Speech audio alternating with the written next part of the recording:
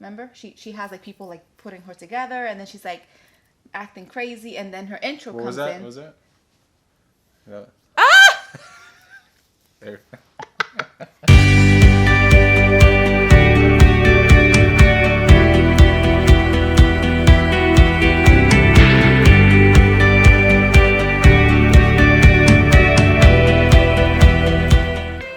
Hi, thank you so much for tuning into Something from Josie, where you can discover how to make your relationship thrive.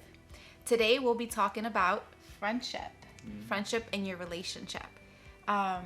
True story, the first time we had sex, I expressed disappointment.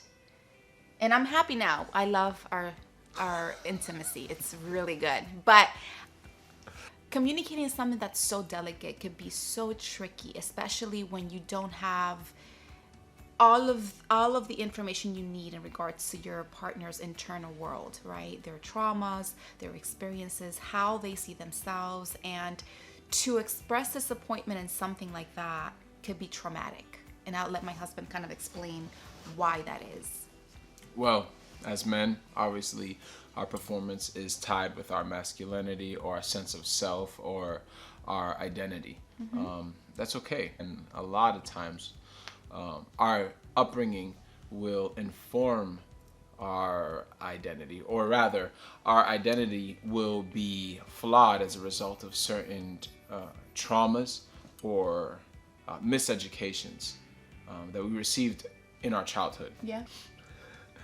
For me, I believed that my sexuality really defined who I was and what I could bring to a relationship.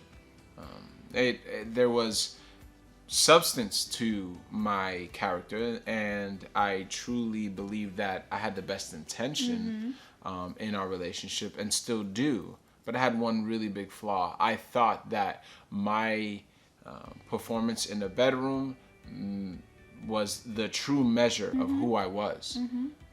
That I believed that I didn't have intrinsic value. I believed actually that my value was very much tied to the things that I can do and the things that I can bring to the table. So any information, any message, any time that she expressed that I had missed the mark in any way, it affected me so negatively. Yeah. And I had to kind of come to grips with the fact that just because she expressed a criticism doesn't necessarily mean that she is rejecting the whole of me. Right.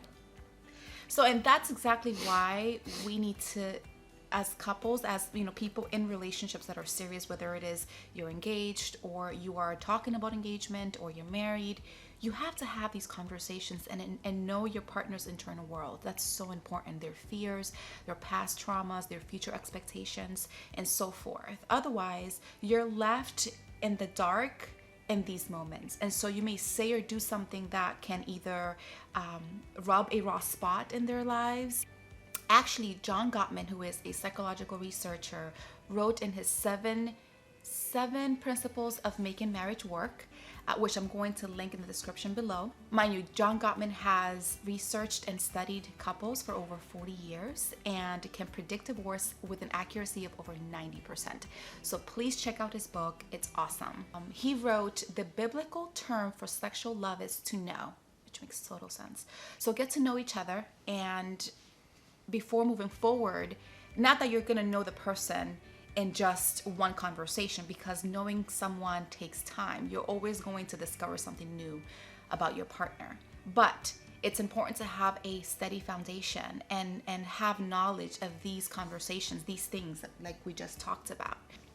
So now here are 3 questions that I believe can help you start a conversation. Now, this is just the initiation, the beginning of a conversation that could be lengthy, right? It could take days, months, whatever. And like I said, knowing your partner, it's not something that happens in one sitting.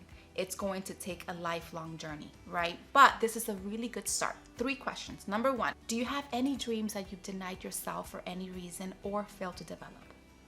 Number 2, did your parents show you they were proud of you? And if so, how? Please share that with your partner. And number 3, did your parents show you they loved you?